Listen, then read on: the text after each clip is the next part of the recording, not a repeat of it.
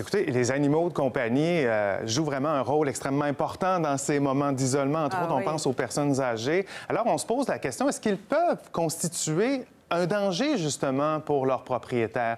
Eh bien, un peu plus tôt cette semaine, la présidente de l'Ordre des médecins vétérinaires du Québec a publié une vidéo sur YouTube dans laquelle elle donne vraiment des conseils intéressants, en fait, et très utiles pour les propriétaires d'animaux de compagnie. On va en voir quelques-uns. Vous savez, on sait présentement, plus que jamais, il faut dire que le coronavirus se transmet d'humain à humain et qu'on peut donc développer la maladie. Mais qu'en est-il pour les animaux? Bien, il n'y a aucune évidence scientifique pour le moment que les animaux peuvent contracter la maladie et la donner aux humains.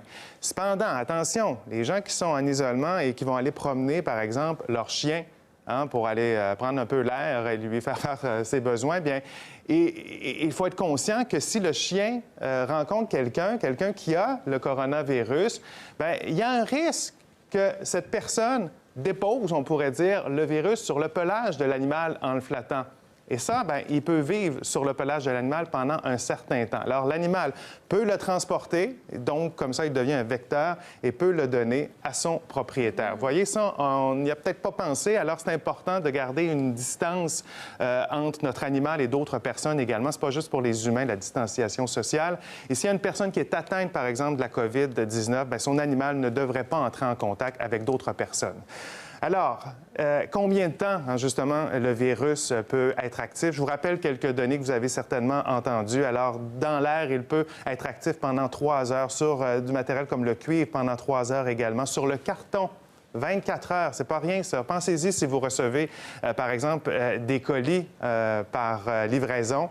Et sur le plastique, l'acier inoxydable, regardez, ça peut être comme ça pendant 3 jours. C'est pas rien.